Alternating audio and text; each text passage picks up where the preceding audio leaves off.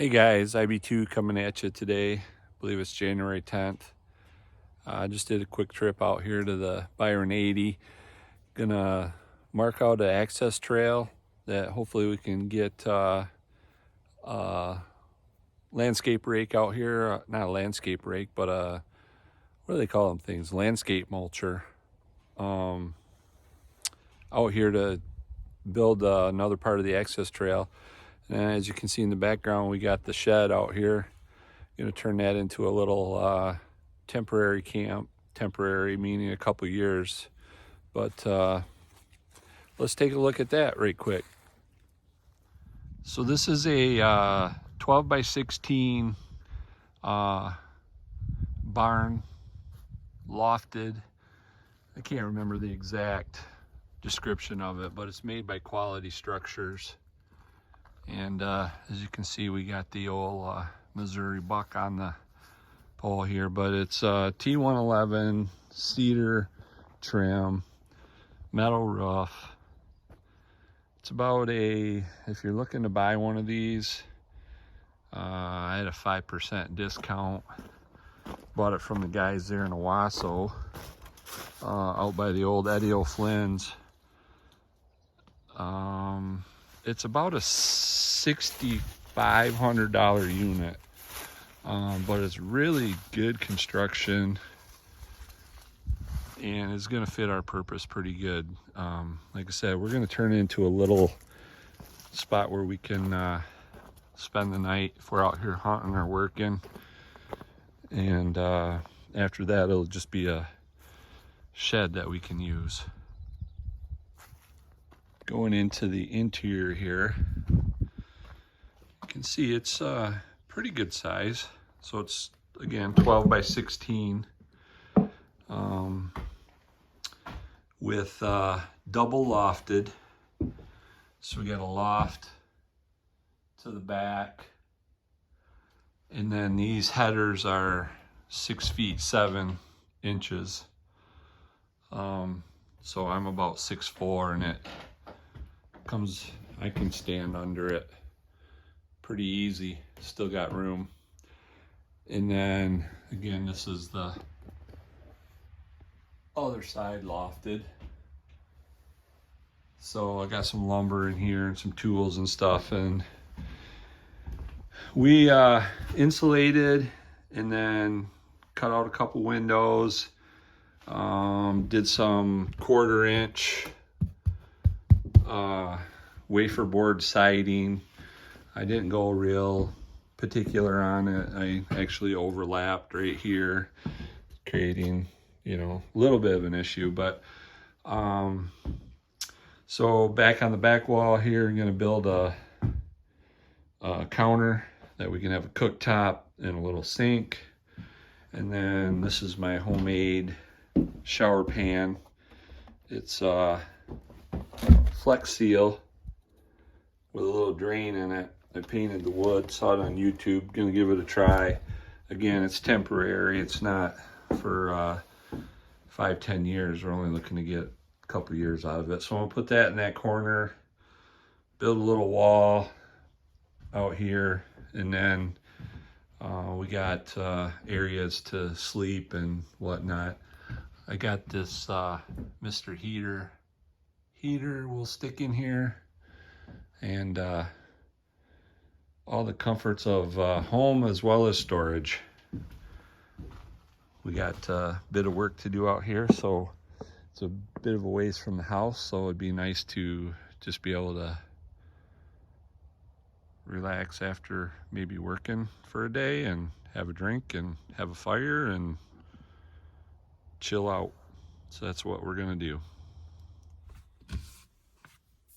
All right, I'm gonna head now, work my way back to the back so that I can start marking out a trail, access trail that we want to build. And then as I'm moving too, I'm gonna pick up the heaters that are in these blinds out here, so give you a driving out perspective on the property here. So here we go. All right, so this is obviously just heading from the road back on the first trail here. Kind of a little bit to the north, but off to the left here we got a swale with a ridge through it. Nice thick cover, which then kind of drops off to a pothole pond here in the back, off to the let's see, getting where it's not so thick here, off to the left hand side. So I think we might be able to see that through there. You can see just back through there we got a little pothole pond on the back side of that ridge, and then right on the back side of that is a food plot area and a stand of oaks here. Continue up around this little point. There's bigger oak trees in here. And come around this point here. Try not to hit too many branches. But, out straight in front here is starts off with hardwood up here, but then it drops down, and it's kind of just a little bit of a wetland, a little bit of ridges, pothole ponds, canary grass, short, thick brush area, finger that runs through and connects the backfield. As we turn around to the east and the northeast here, see we got about 17 acres of ag, and then this is a pretty cool feature that I liked. We trying to plant switchgrass here for sight barriers, but this one right here you can see connects from this side all the way to that side, and that switchgrass is about 4.5, 5 foot tall right now, and you can walk right down the center of it, and it might see your head, but not too much else. I forgot to bring my saw again, but I gotta saw that up. Try not to do too much damage here, but we're heading back around to the north.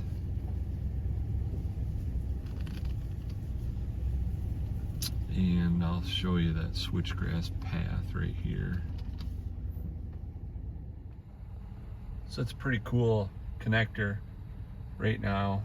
I'm not really sure how the farmer farms it yet, but because he's got ag on the left and ag on the right here, but I'm sure I'll find that out in due time here. But when that's nice and green, we can cut right down the center of it and get to that next tree line over there without too much disruption and knocking down the sight lines.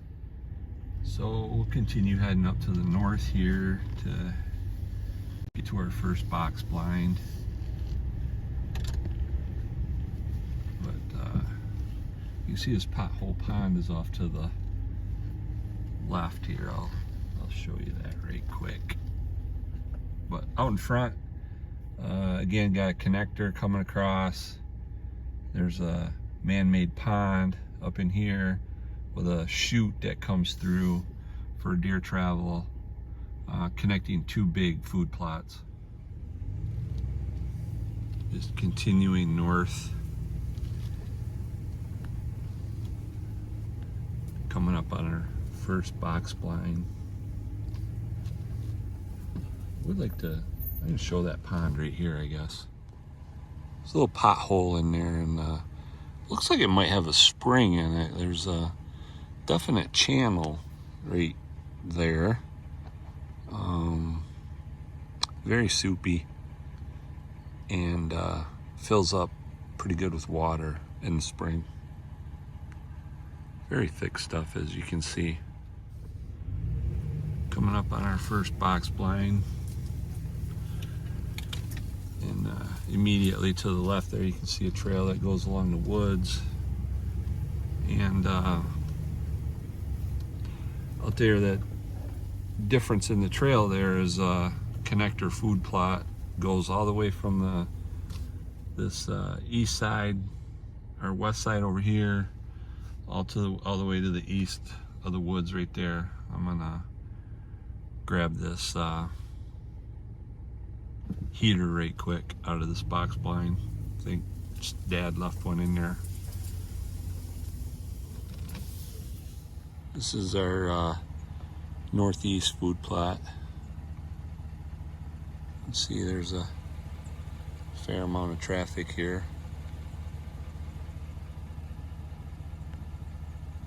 Connects over on this side, heads all the way east.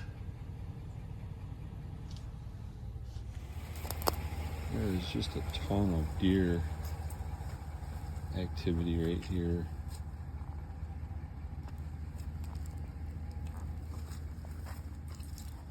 These tracks are crazy. The camera's a little messed up, so I gotta go fix it. Camera sits down right between those two bushy oaks there. Good sized tracks too. I think I'm a little far out of the action here. They're really digging for these beats. That's a pretty big beat there. Just looks like a crazy minefield out here.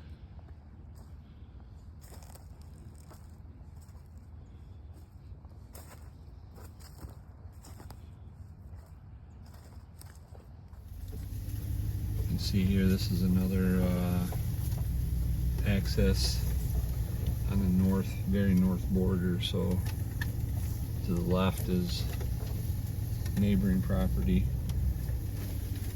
and we got at least 15 feet of switchgrass between us and the neighbor. And then we got this lane down here, and then we got another 20 foot or so of switchgrass between us and the food plot over here.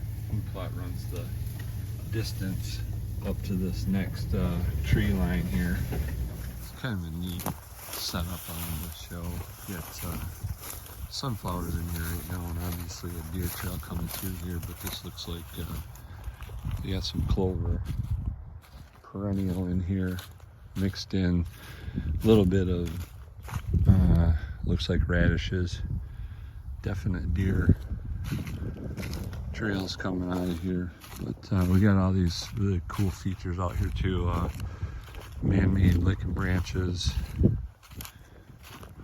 Looking back toward the east of the woods here. Deer still heading that, even though it's quote unquote past the rut season. But then got a little corridor built through here, and it joins the ag field over here. And then kind of a little ambush set up here that with a little enhancement probably can work pretty good. Let's stand up in there, big oak, and then we come around. Got a little bit of thickness in here, and it looks like that was a shooting lane. We got trimming going, but I will get set up in this tree here probably for a southerly wind. That southwest will be coming right here through there on that side of this trail. So then on the other side you can hunt it on a more northerly. Comes out to this man-made feature here.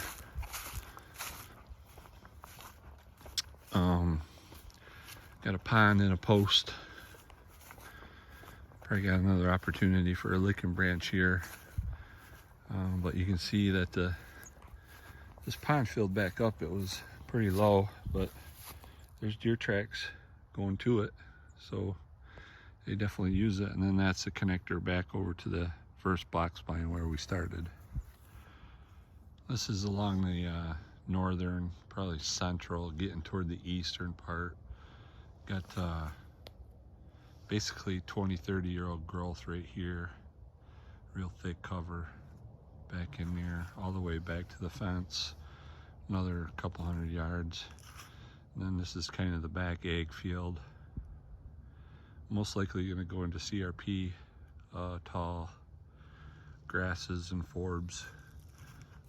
But right now what I'm going to do is get around this corner and then get back to the backside and trace the trail kind of backwards where I want it to go.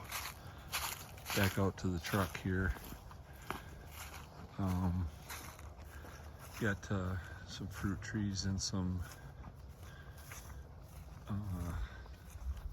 fenced up here. So lots of, as you can see, this pretty thick cover in here. So pretty excited to get working on this stuff. Had a row of beans in here that they left or planted, kind of in between a couple barriers. So work on putting the puzzle together. I know they're hanging out a lot in here. This is real thick stuff. But like I say, I'd get down on this trail and get back to the east side. This is headed in east now. As you can see, it looks a little open right now, but it's timbered off. There's treetops in here. I got one set up right here. Probably not going to stay there, but I got my camera on this tree. We're going to move it.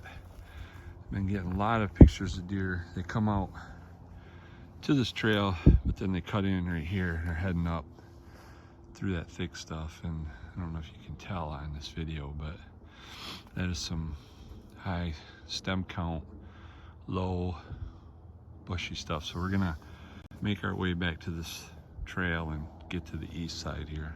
But this is the beginning of the timbered area. So if we stop right here and look kind of where this trails converge,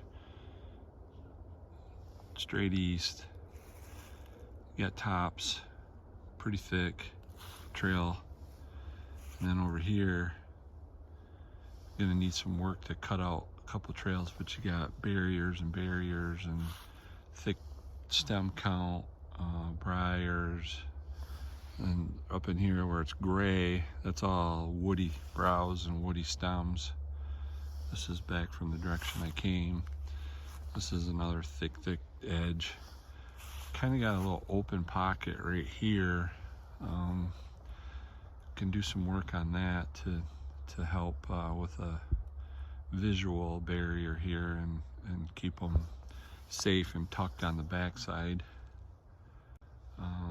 So that's where I'm headed back here. Then we're gonna make a trail coming out, follow that north edge all the way, and find a spot for that camera back there. If I had to guess, I would say the big fellows are coming up out of the little swamp, maybe hitting that corn stubble. We'll see.